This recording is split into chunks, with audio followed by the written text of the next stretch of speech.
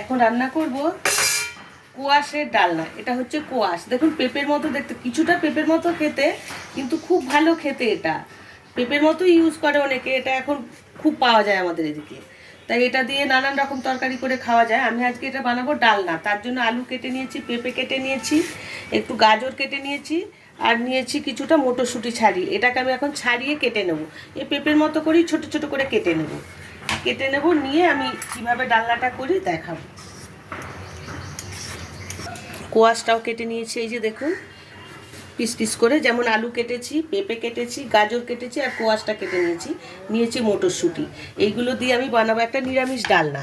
তার জন্য লাগছে আমার নুন, হলুদ, লঙ্কার গুঁড়ো, ধনের গুঁড়ো, জিরের গুঁড়ো, গোটা লঙ্কা, তেজপাতা, পাঁচফোড়ন আছে, কাঁচা লঙ্কা আছে, আর তেল আর জল তো লাগবে, কিন্তু লাগবে আমার একটু ঘি লাগবে।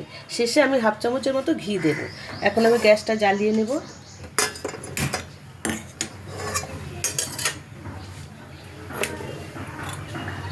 কড়াইতে তেল দিয়ে দেবো।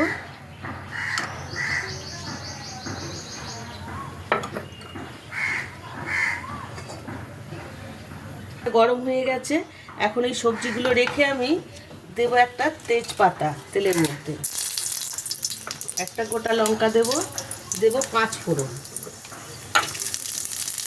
দিয়ে এখন দেবো আমি আলুগুলো দিয়ে দেবো, কোয়াশগুলোও দিয়ে দিলাম। সমস্ত সবজিগুলো আমি আস্তে আস্তে দিয়ে দেবো, মটরশুঁটিগুলো একটু বাড়ে দেবো।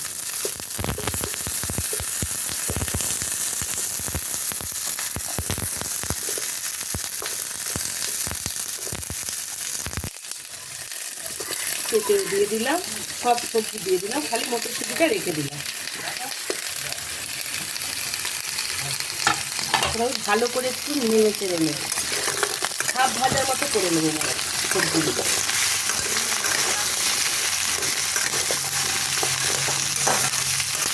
ভাজা ভাজা হয়ে এসছে, খুব বেশি ভাজবো না, সবজিগুলো গুণাগুণ নষ্ট হয়ে যায় বলে বেশি ভাজলে।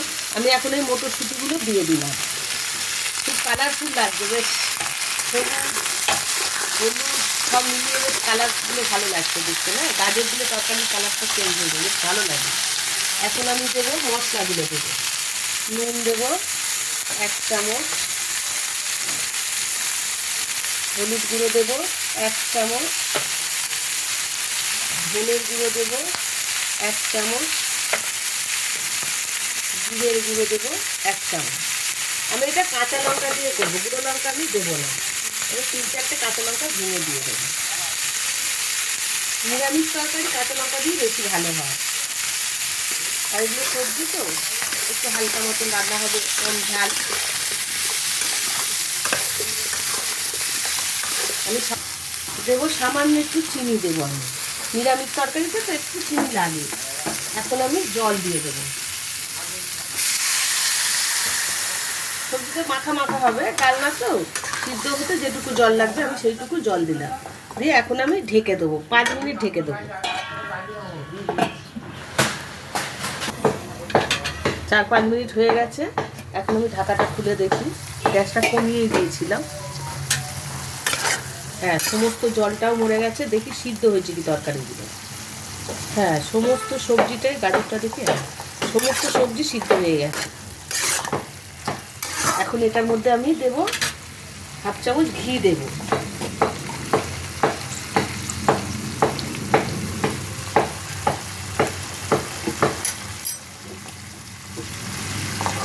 ভালো করে নাড়িয়ে আমি এখন গ্যাসটা বন্ধ করে দেবো। ঘি দিয়ে দিয়েছি,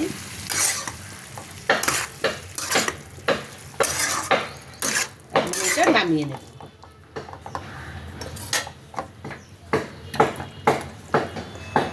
রেডি হয়ে গেছে কোয়াশের ডালনা, কালারফুল দেখতে হয়েছে, দেখুন খেতেও খুব ভালো। এটা রুটি দিয়ে তো দারুণ লাগে, পরোটা, লুচি, ভাতের সাথে তো অবশ্যই যাবে।